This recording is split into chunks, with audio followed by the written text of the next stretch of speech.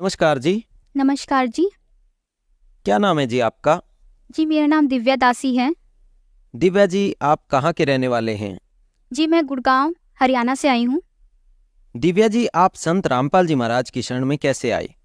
जी, संत रामपाल जी महाराज जी की शरण में मैं मेरे मौसा जी के द्वारा पहुंची। मेरे मौसा जी पहले से संत रामपाल जी महाराज जी की शरण में थे, तो उन्होंने संत रामपाल जी महाराज जी के ज्ञान के बारे में बताया। इस तरह से हम संत रामपाल जी महाराज जी से जुड़े। दिव्या जी, संत रामपाल जी महाराज से नाम दीक्षा लेने से पहले क्या आप कोई भक्ति साधना भी करते थे? हाँ जी, हिंदू धर्म में प्रचलित सभी देवी देवताओं की हम साधना करते थे।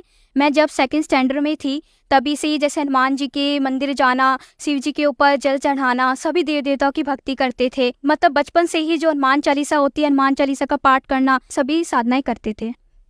तो दिव्या जी, जैसा कि आपने बताया कि आप हनुमान चालीसा का पाठ करते थे, शिव जी की भक्ति करते थे, उन पर जल चढ़ाते थे, तो इन सब भक्ति साधनाओं को करने से आपको क्या क्या लाभ हुए? देखिए, ब्रह्मा विष्णु महेश की जो हम साधना करते हैं उससे ना ही कोई लाभ प्राप्त होता है, ना ही हानि प्राप्त होती है।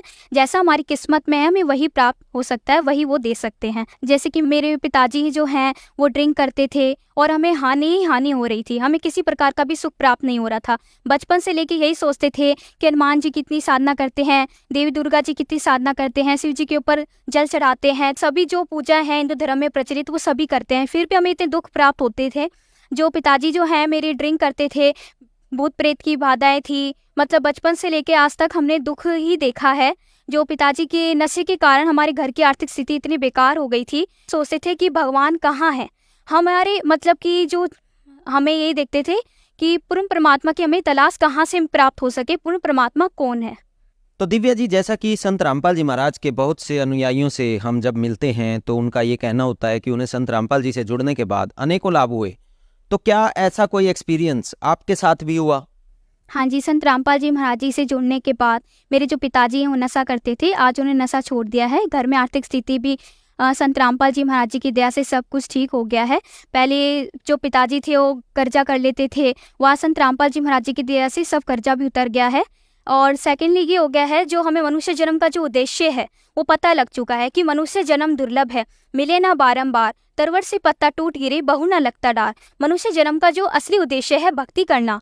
मतलब कि बचपन से लेके आज तक हमने पिताजी के कारण जो दुख देखे हैं वो संत रामपाल जी महाराज जी की दया से वो सभी प्रकार के जितने भी दुख थे वो समाप्त हो गए हैं। और जो हमारा घर पहले नरक बन रहा था, आज वो संत रामपाल जी महाराज जी की दया से फिर से स्वर्ग बन गया है। संत रामपाल जी महाराज जी की साधना करते थे तो उसके अकॉर्डिंग ही हमें स्टडी में भी प्रॉफिट मिलता रहता है। जैसे कि जब मैं 6th स्टैंडर्ड में थी तभी से ही परमात्मा ने इतनी दया करी, मतलब पढ़ाई में भी धीरे धीरे पोजीशन बनी। जो कि मेरे भी जो पिताजी थे वो नशा करते, तो इस तरह से स्टडी में भी कोई प्रॉफिट नहीं मिल पा रहा था, क्योंकि सारा जो झगड़े की तरफ ही ध्यान रहता था, तो हमारा स्टडी में भी इतना ध्यान नहीं लगता था। संत रामपाल जी महाराज जी की दया से स्टडी में भी धीरे धीरे ध्यान आया और स्टडी को भी मतलब परमात्मा संत रामपाल जी महाराज जी की दया से ही समझने लगे।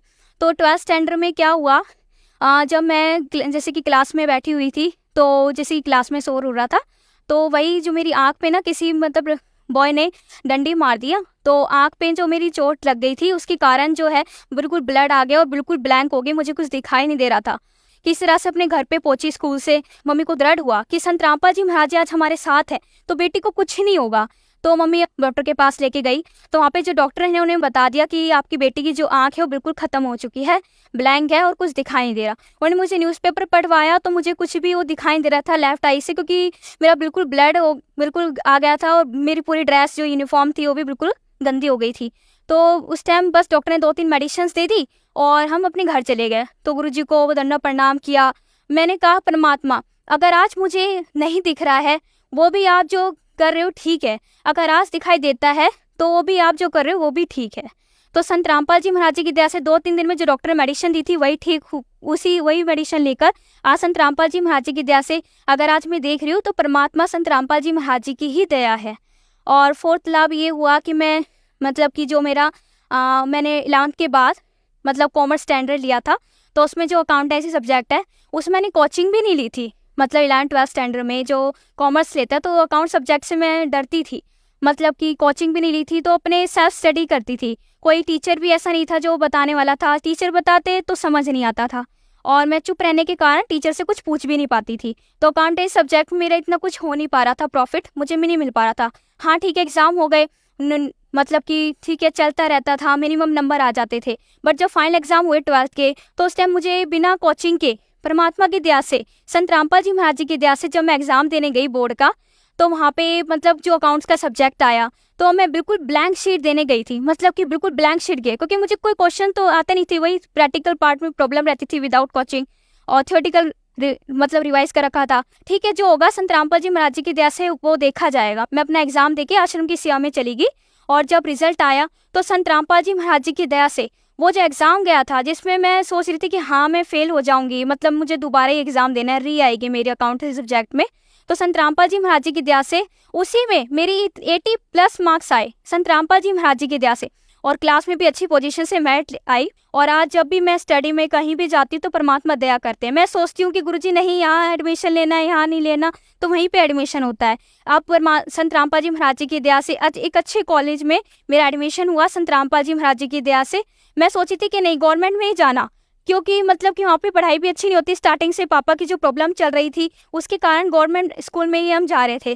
तो मैं सोचा कि जब प्राइवेट कॉलेज में जाना है, संत रामपाल जी महाराज जी से मैंने अरदास लगाई, अंतरात्मा से पुकार लगाई कि गुरुजी वो कॉलेज अच्छा है, मुझे वहाँ पे एडमिशन लेना है। तो संत रामपाल जी महाराज जी की दया हुई, कैसे ना कैसे करके परमात्मा ने वहाँ पे मेरा एडमिशन करवाया, और आज संत रामपाल जी महाराज जी की दया से मैं CS कोर्स कर रही हूँ कंपनी सेक्रेटरी का, उसमें भी संत रामपाल जी महाराज जी दया कर रहे हैं। दिव्या जी, जैसा कि आपने बताया कि संत रामपाल जी महाराज से जुड़ने के बाद आपको अनेकों लाभ प्राप्त हुए, लेकिन इसी दौरान आपने एक बहुत बड़ी बात ये भी कही कि ब्रह्मा विष्णु शिव जी जो है वो जो हमारी किस्मत में है सिर्फ वही दे सकते हैं, उससे ज़्यादा कुछ नहीं दे सकते।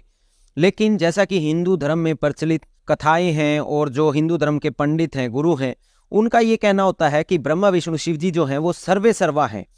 तो आपकी और जो हिंदू धर्म की ये जो बात है ये मैच नहीं करती, आप इसके बारे में क्या कहना चाहेंगे? जो हिंदू धर्म में प्रचलित जो साधनाएं हम ब्रह्मा विष्णु महेश की करते हैं, उससे हमें किसी प्रकार का लाभ इसलिए प्राप्त नहीं होता है कि वो शास्त्र अनुकूल साधना है ही नहीं। संत रामपाल जी महाराज जी अपने सत्संग में बताते हैं, गीता अध्याय 16 श्लोक 32 में लिखा हुआ है, जो साधक शास्त्र गुरु साधना करता है उसको किसी प्रकार की ना ही गति प्राप्त होती है ना ही सुख प्राप्त होता है। इसलिए जो हमारे भाई बहन है वो ब्रह्मा विष्णु महेश की जो साधना कर रहे हैं उनको किसी प्रकार का इसलिए ही लाभ प्राप्त नहीं होता है, न उसको मोक्ष प्राप्त होता है, कि ब्रह्मा विष्णु महेश खुद ही वो जन्म मरण में है। इसका प्रमाण श्रीमद् देवी भागवत में लिखा हुआ है कि ब्रह्मा विष्णु महेश खुद भी जन्म मरण में रहते हैं। तो दिव्या जी, संत रामपाल जी महाराज से जुड़ने के बाद आपको अनेकों लाभ हुए, तो आज लाखों श्रद्धालु आज आपको देख रहे हैं, आप उन्हें क्या संदेश देना चाहेंगे?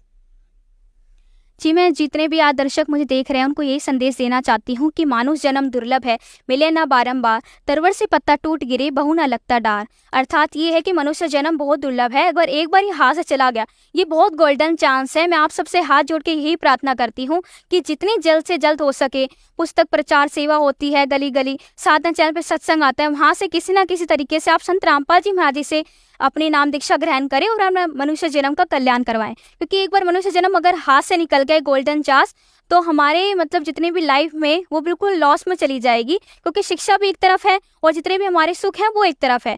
ये तो चलता रहेगा, बट जो भक्ति है वो मनुष्य जन्म का मेन उद्देश्य है। तो मैं संत रामपाल जी महाराज जी से नाम दीक्षा प्राप्त करके अपने मनुष्य जन्म का कल्याण करवाना चाहिए। सभी भाई बहनों को मैं यही कहना चाहूंगी कि आप देरी ना करें और जल्द से जल्द संत रामपाल जी महाराज जी की नाम दीक्षा ग्रहण करें। दिव्या जी, संत रामपाल जी महाराज से नाम दीक्षा कैसे ले सकते हैं? संत रामपाल जी महाराज जी से नाम दीक्षा लेना बहुत आसान हो गया है।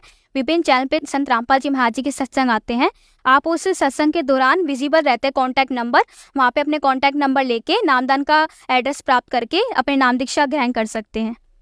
धन्यवाद जी। सत साहिब।